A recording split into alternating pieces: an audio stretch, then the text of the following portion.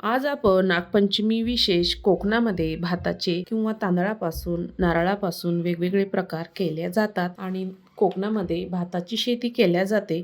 म्हणून मी आज तुम्हाला बासमती सुगंधित तांदळापासून खांडवी कशी करायची ते दाखवणार आहे. तर रेसिपी संपूर्ण बघा. नमस्कार, मी ज्योतिष किचन मध्ये सर्वांचं खूप खूप स्वागत आहे.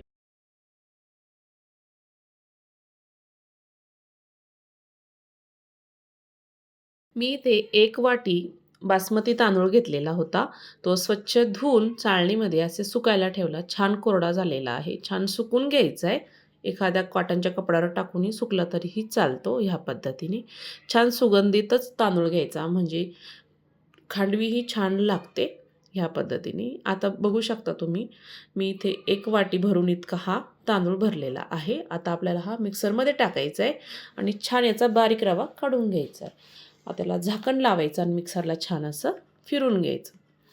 आता बघू शकता ह्या पद्धतीने मी इथे बारीक रवा तयार केलेला आहे. यापेक्षाही तुम्ही बारीक करू शकता. आता बघू शकता 1 वाटी इथे रवा भरलेला आहे तांदळाचा आणि साहित्य दाखवणार आहे. 1 वाटी तांदळाचा रवा, 1 वाटी भरून गूळ घेतलेला आहे आणि ओलं नारळाचा किस घेतलेला आहे 1 वाटी. आता पॅनमध्ये साजूक तूप टाकून घ्यायचं 1 चमचा आणि तांदळाचा रवा टाकून घ्यायचा आहे आणि छान आपल्याला तुपामध्ये भाजून घ्यायचं आहे लाल होईपर्यंत. छान याला वास सुटतो.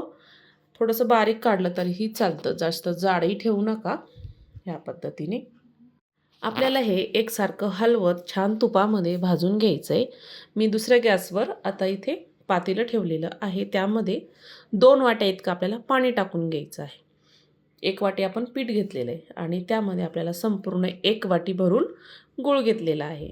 आल्याचा किस किंवा आल्याचे तुकडे टाकून घ्यायचे आणि छान आपल्याला हे गूळ वितळून घ्यायचं आहे. पूर्ण छान उकळी आणायची. थोडंसं हलवून घ्यायचं आणि उकळी आणायची. आता दुसऱ्या गॅसवर आपण इथे तांदळाचा रवा छान असा लाल होईपर्यंत, गुलाबी रंग येईपर्यंत भाजून घ्यायचा आहे. छान फुलायला लागतो आणि मस्त वास सुटलेला आहे.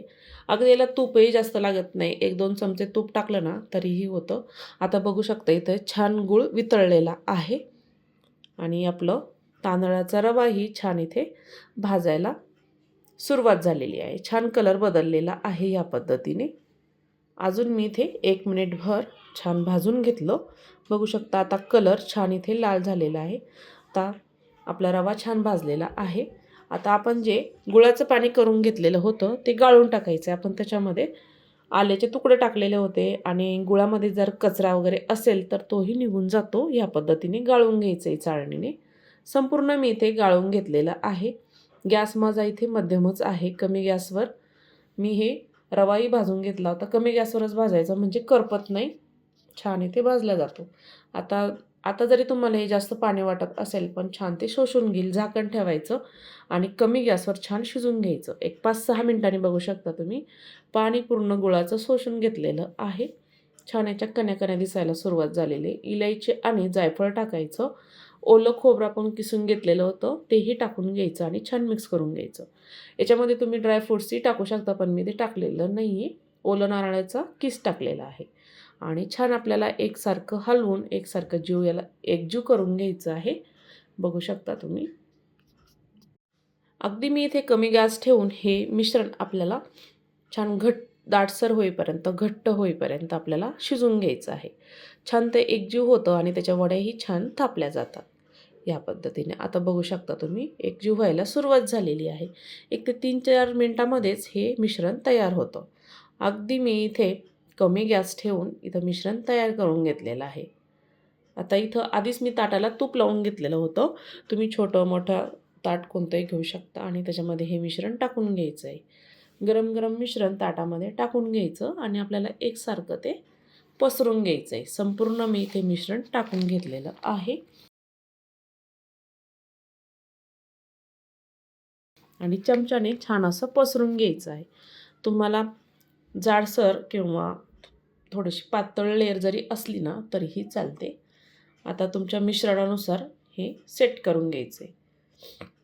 मी चमच्याने थोडंसं इथं पसरून घेतलं. आता वाटीने एकसारखं त्याला तयार करून घेणार आहे. मिश्रण छान एकसारखं वाटीने पसरलं जातं आणि आपल्याला वड्या थापण्यासाठीही किंवा चिरून घेण्यासाठी सोपा पडतो या पद्धतीने. वाटीने मी इथे छान असं पसरून घेत आहे. आता इथे वाटीने मी इथे पसरून घेतलेलं आहे. थंड होऊ द्यायचं आहे. आता थंड झालेला आहे आणि आपल्याला याच्या वड्या कापून घ्यायच्या आहे. मी इथे सुरीने वड्या याच्या कापून घेत आहे. माझा जरा तांदूळ थोडासा जाड राहिलेला होता, त्यामुळे थोड्याशा तुम्हाला कण्या वाटत असेल, पण हे खायला खूप छान लागतं आणि छान अशा वड्या त्याच्या तयार झालेल्या आहे. आता त्रिकोणी, चौकोनी तुमच्या याच्यानुसार तुम्ही इथे वड्या कापून घेऊ शकता या पद्धतीने. आता मी इथे त्रिकोणी पद्धतीने इथे वड्या कापून घेणार आहे. याच्यावर तुम्ही सजावटीसाठी पिस्तेही टाकू शकता, बदामही टाकू शकता आणि नाहीतर ओलं खोबरंही त्याच्यावर असं पेरून दिलं तरीही चालतं. छान मी इथे आता वड्या कापून घेतलेल्या आहे आणि तुम्हाला इथे मी वडी काढून दाखवणार आहे. अलगद अशा वड्या निघत आहे. अजिबात त्या चिटकलेल्या नाही आहे. मस्त अशा खुसखुशीतही तयार झालेल्या आहे. छान असं भाजून घेतलं ना आणि थोडंसं बारीक मिक्सरमधून फिरून घ्यायचं आहे. मस्त अशा या खांडवी तयार होते. ह्या नागपंचमीला नैवेद्यासाठी तुम्ही खांडवी नक्की तयार करून बघा आणि आजची रेसिपी तुम्हाला आवडली असेल तर ज्योतिष किचन चॅनल हक्काने सबस्क्राईब करा, बेल आयकॉनला क्लिक करा म्हणजे नवीन रेसिपीचे नोटिफिकेशन सर्वात आधी तुम्हाला मिळेल. फेसबुकवर बघत असाल तर फॉलो करा आणि हो जास्तीत जास्त व्हिडिओ शेअर करा, लाईक करा. संपूर्ण व्हिडिओ बघितल्याबद्दल सर्वांचे धन्यवाद.